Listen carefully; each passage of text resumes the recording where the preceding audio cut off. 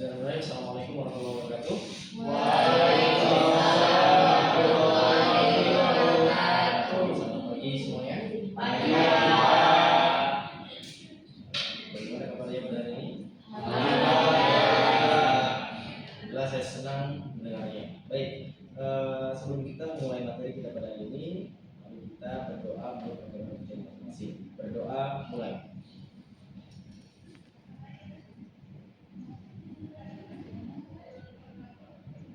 Berdoa selesai. Baik, rekan-rekan mahasiswa, kembali lagi bersama saya Belajar Apa dan mata kuliah masih belajar sejarah. Nah, pada kesempatan hari ini, apakah ada yang tidak hadir? Hadir semua ya. Oke, bagus. Tandanya kalian semua sangat bersemangat mengikuti perkuliahan kita pada hari ini.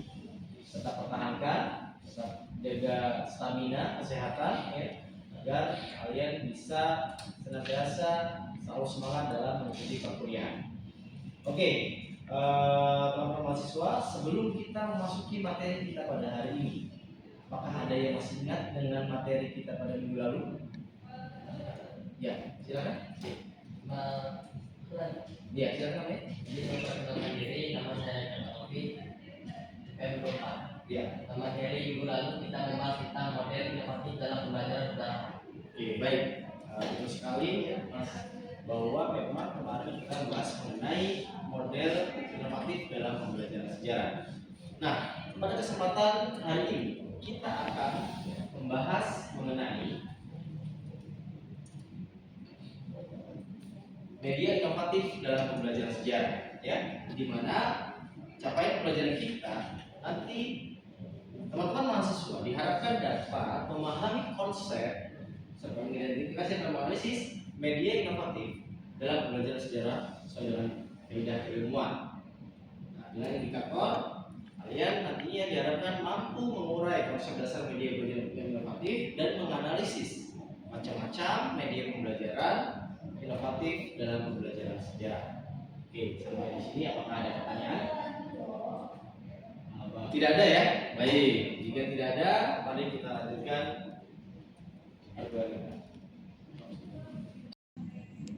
Baik, teman-teman mahasiswa, selanjutnya kita akan memasuki materi kita pada hari ini. Nah, sebelum kita membahas lebih lengkap terkait dengan materi kita pada hari ini, mari kita saksikan video singkat berikut ini.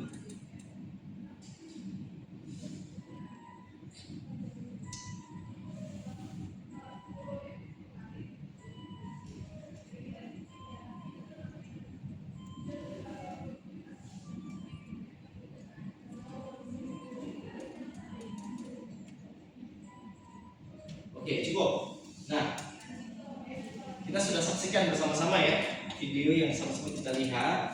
Nah, kira-kira apa yang terbesit dalam benak kalian ketika melihat video ini? Ya, silakan.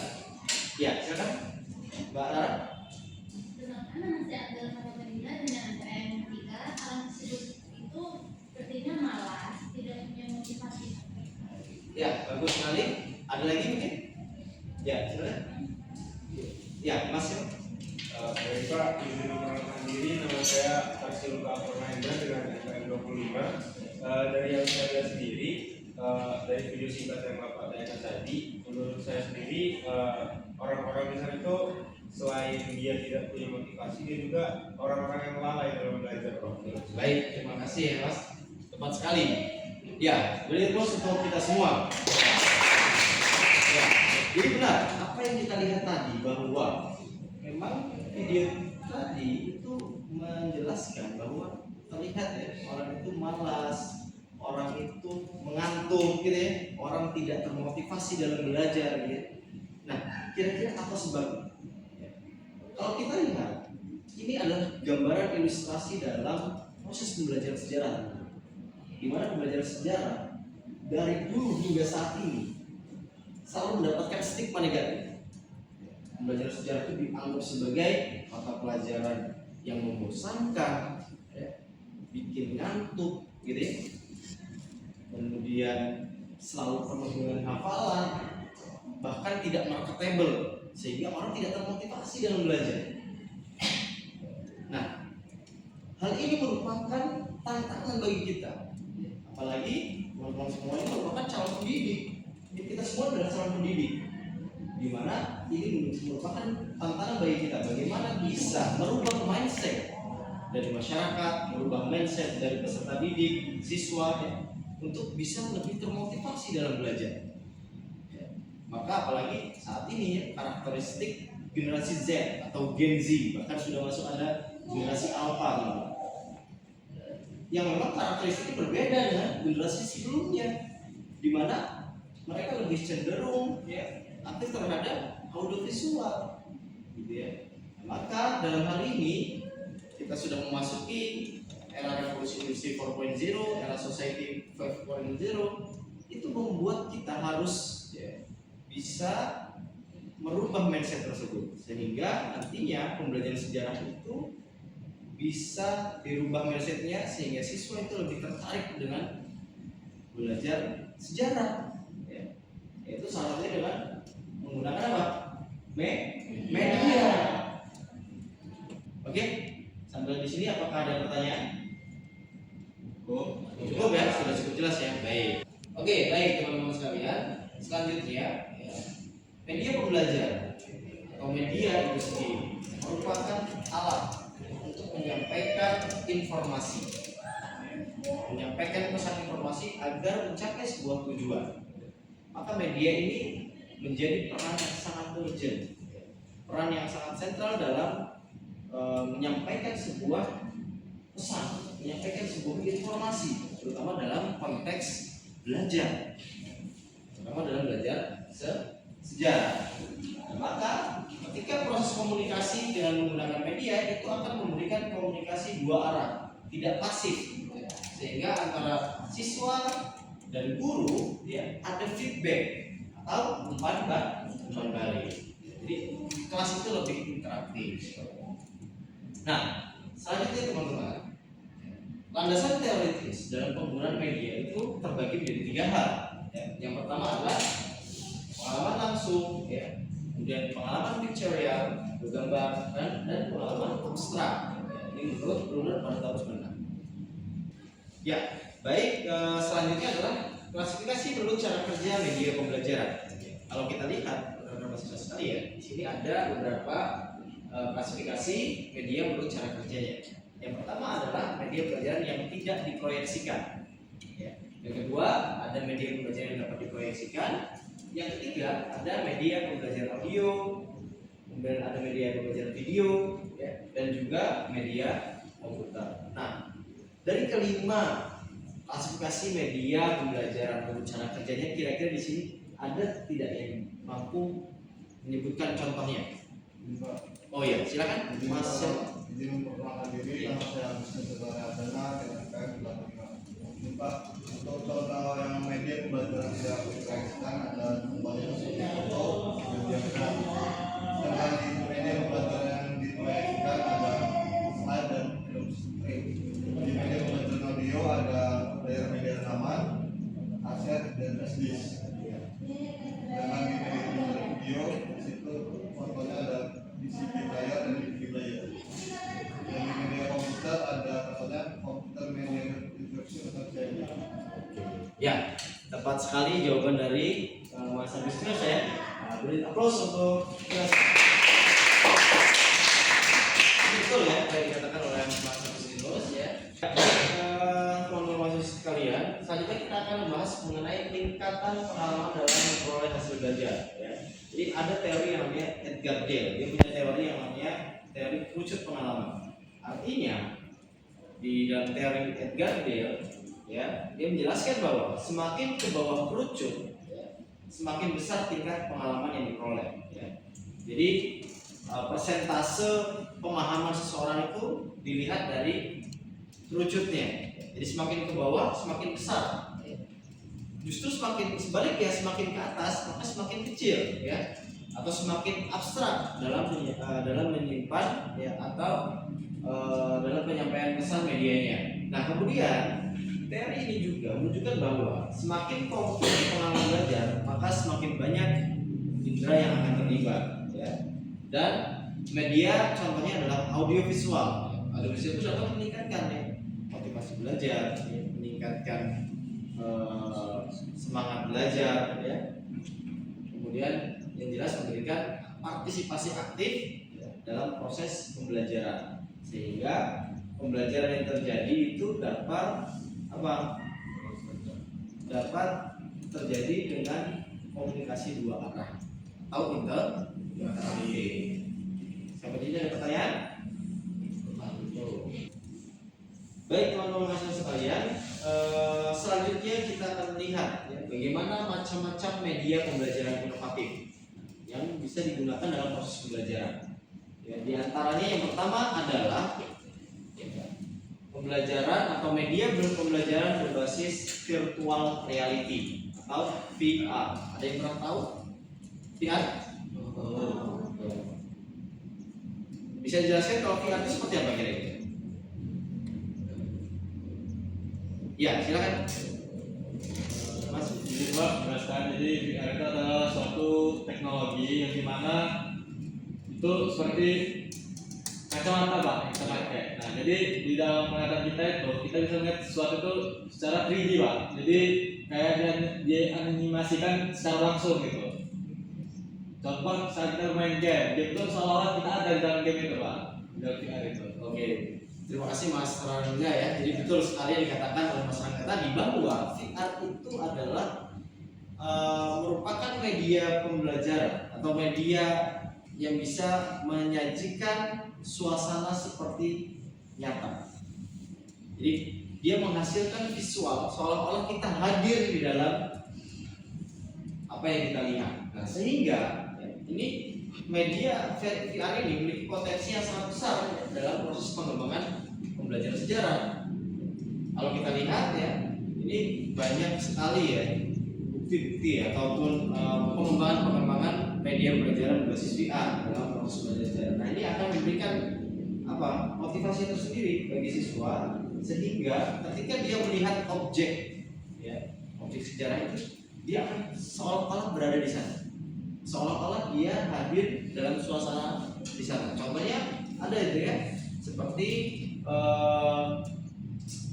pengembangan virtual reality yang berbasis Candi Muaro Jambi. Nah, dari situ kita akan bisa melihat teman-teman bagaimana Candi Muaro Jambi seolah-olah kita ada di sana dengan menggunakan virtual reality.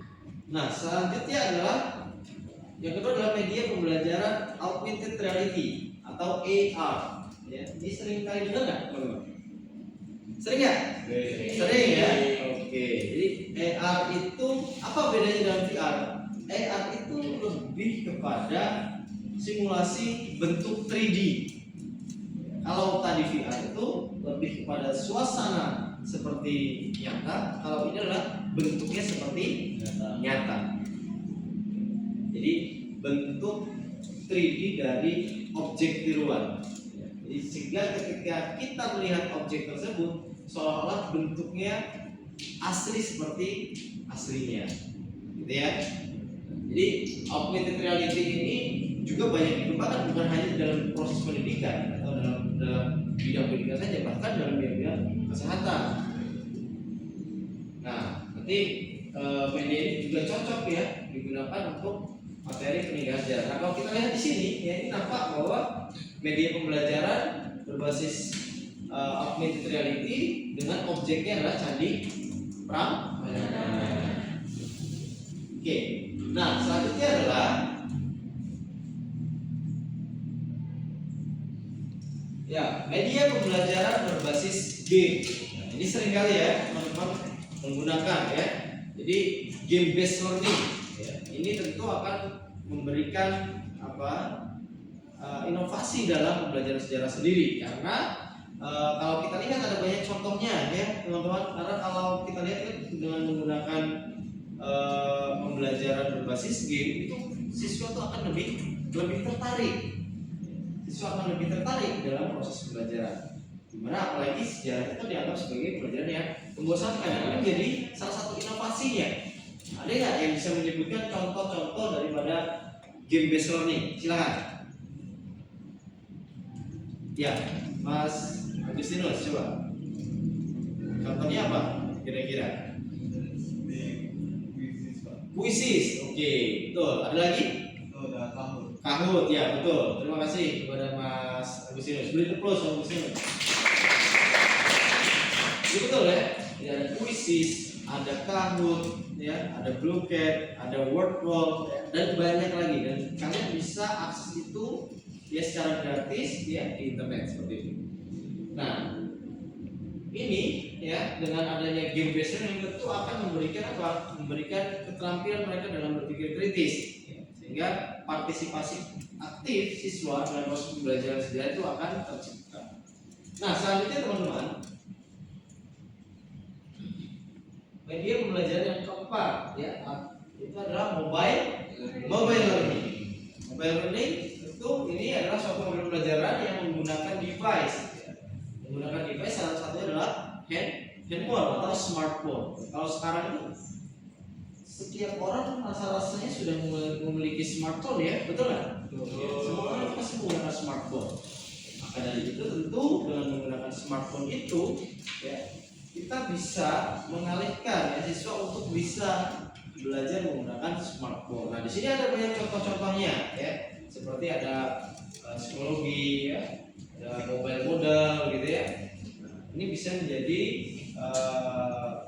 media dalam proses pembelajaran sejarah yang inovatif. Oke, selanjutnya adalah yang terakhir adalah sosial media. Di sini apa ada yang tidak punya sosial media? Tidak semua ya, tidak ada introvert ya. Nggak ada. Ya, jadi artinya apa? Sosial media itu tidak bisa dihindarkan. Ya. Hampir setiap orang baik muda, ya, dewasa, tua itu bahkan memiliki sosial media, dan sosial media ini bisa dimanfaatkan sebagai media pembelajaran sejarah yang inovatif, gitu ya. Nah, kalau kita lihat itu banyak sekali, ya. Contoh-contoh sosial media yang mengadopsi daripada pembelajaran sejarah, dan ini bisa diakses. Nah, maka tentu dengan menggunakan model sosial media, sosial media ini akan memberikan apa? Memberikan inovasi atau terobosan terhadap pembelajaran sejarah. Oke, sampai di sini apakah ada pertanyaan? Ya, baik, selanjutnya jika tidak ada pertanyaan kita akan melanjutkan diskusi. Ya, kita akan melanjutkan sesi diskusi kelompok. Saya ingin kita akan membahas mengenai, ya, jadi di sini ada berita atau ada kabar bahwa pengamat mengungkap banyak siswa yang tidak suka dengan pelajaran sejarah. Nah, di sini saya ingin bagi kalian menjadi dua kelompok diskusi, ya. Dua kelompok diskusi di mana nanti kalian akan membahas bagaimana analisis faktor mengapa siswa tidak suka belajar sejarah. Nah, selanjutnya setelah kalian berdiskusi dengan kelompok masing-masing, silakan kalian mempresentasikan hasil diskusinya di depan kelas. Ada pertanyaan terkait diskusi kita pada hari ini? Cukup ya? Ya. Baik, jika tidak ada pertanyaan, silakan bergabung dengan kelompok diskusinya masing-masing. Ya, silakan. Langsung di ini. Ya, silakan diskusinya ya. Dibelikan ya. Ya, silakan.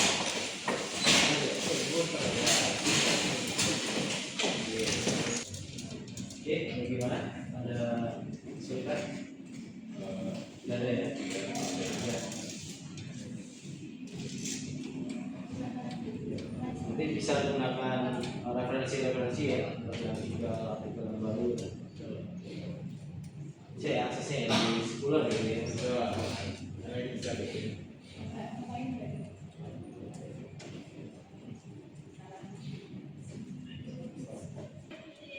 Oke, baik. Saya rasa waktunya sudah selesai ya diskusi kita pada hari ini. Silakan kepada perwakilan kelompok 1 untuk mempresentasikan hasil diskusi.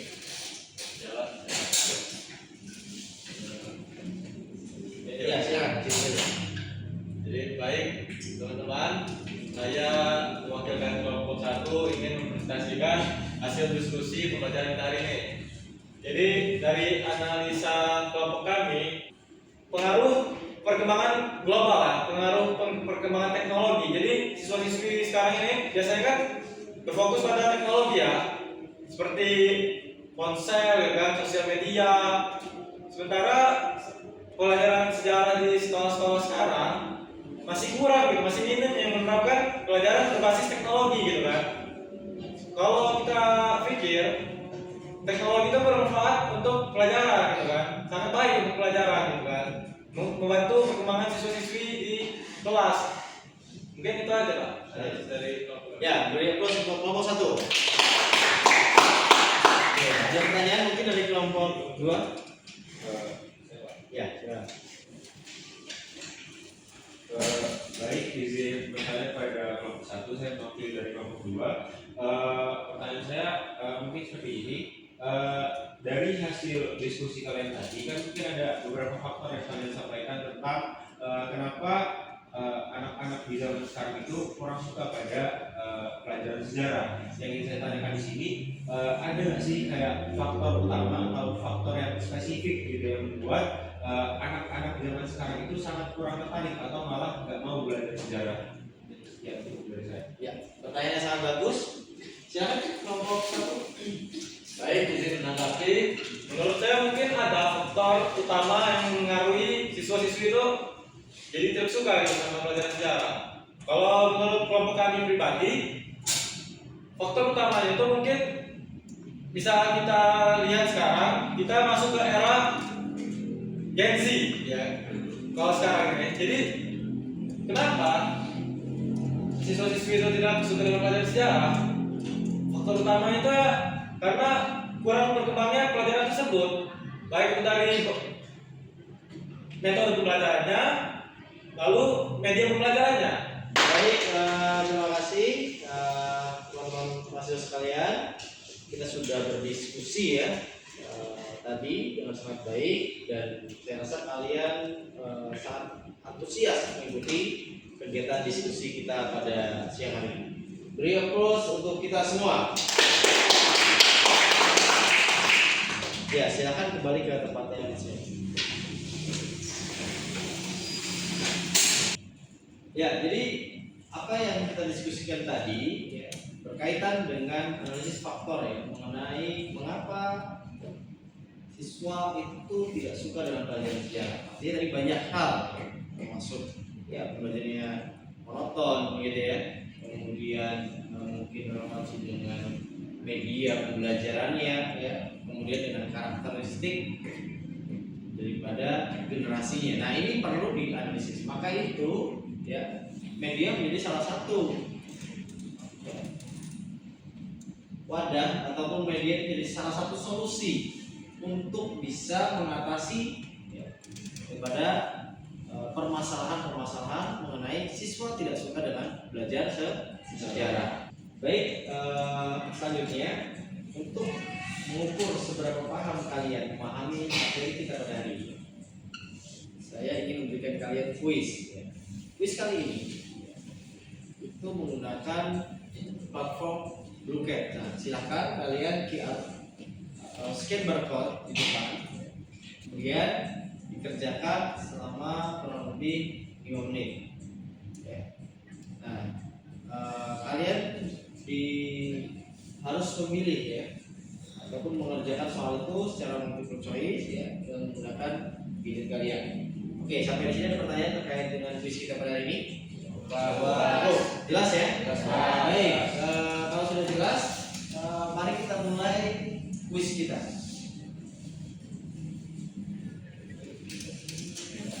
Ya, silakan.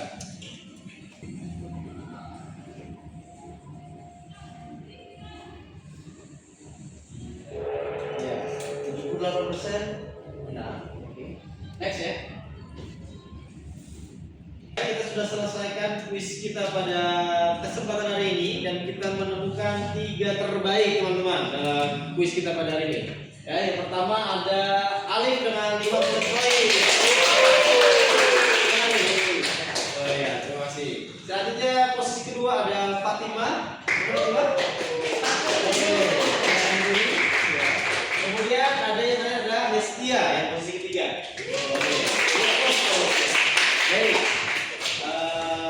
Berarti ini tandakan kalian fokus ya dalam kuis kita dan memahami materi kita pada hari ini. Bagi yang belum masuk peringkat 3 terbesar, jangan berkecil hati ya.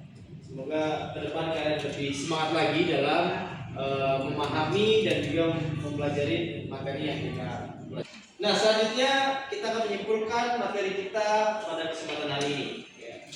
Di kesimpulan materi kita pada hari ini, ya, pertama, media pembelajaran inovatif itu merupakan alat bantu, ya, untuk menyampaikan sebuah pesan atau informasi, menyampaikan sebuah ilmu dengan menggunakan mengintegrasikan teknologi sehingga menjadi teknologi yang inovatif. Kemudian macam-macam media inovatif itu diantaranya adalah ada virtual reality, ya, augmented reality, game based learning, mobile learning, dan sosial media. Kemudian penggunaan media inovatif ya, dalam belajar sejarah itu tentu akan mendorong bagaimana interaksi keterlibatan aktif antara siswa dan guru sehingga pembelajaran lebih interaktif ya, terjadi komunikasi dua arah. Baik, itu tadi kesimpulan kita dalam kesempatan hari ini. Nah, selanjutnya teman-teman, saya ingin mengadakan refleksi ya terkait dengan pembelajaran kita hari ini. Apakah di antara kalian ada yang kesulitan dalam memahami materi kita pada hari ini? Tidak. Oke, baik. Jika tidak, ya terima kasih. Ya, walaupun ada nanti sampaikan saja ya, sehingga itu menjadi bahan refleksi bagi saya untuk memperbaiki ya, pembelajaran kedepannya. Nah, selanjutnya teman-teman, sebelum kita menutup materi kita pada kesempatan hari ini, ya, saya ingin memberikan tugas kepada kalian, ya, di mana tugasnya adalah nantinya kalian akan membuat kelompok, ya, 4-5 orang, ya, lalu membuat proyek media pembelajaran sejarah menggunakan macam-macam media yang sudah kita pelajari. Silakan dipilih salah satu ya. Nah, media tersebut harus menceritakan, ya, terkait dengan sejarah lokal atau budaya lokal yang ada di daerah kalian masing-masing, ya. Nah, nanti kalau itu jika itu berupa video, itu silakan durasinya mungkin 8-10 menit, ya. Dan kemudian nanti silakan kalian upload di LMS sepadanya, ya, pada Selasa 15 Juli 2025 pukul 10 waktu Indonesia Barat. Nah, sampai di sini apakah sudah jelas dengan tugasnya? Jelas. Terima kasih jika sudah jelas.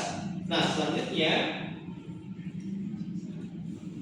ini merupakan rubrik penilaian tugas kalian ya. Ini adalah rubrik penilaiannya ya. Bobotnya ya, dan sebagainya, maka diperhatikan sehingga harapan saya tugas itu nanti kalian bisa mendapatkan hasil yang maksimal. Sebelum saya mengakhiri materi kita pada hari ini, saya ingin berpesan bahwa jangan pernah takut akan kegagalan, karena kegagalan itu merupakan awal daripada keberhasilan. Ya, terima kasih atas perhatiannya. Mohon maaf jika ada hal-hal yang kurang berkenan. Semoga kita bisa bertemu lagi di pertemuan kita ke depan. Saya Heri. Wassalamualaikum warahmatullahi wabarakatuh. Selamat siang.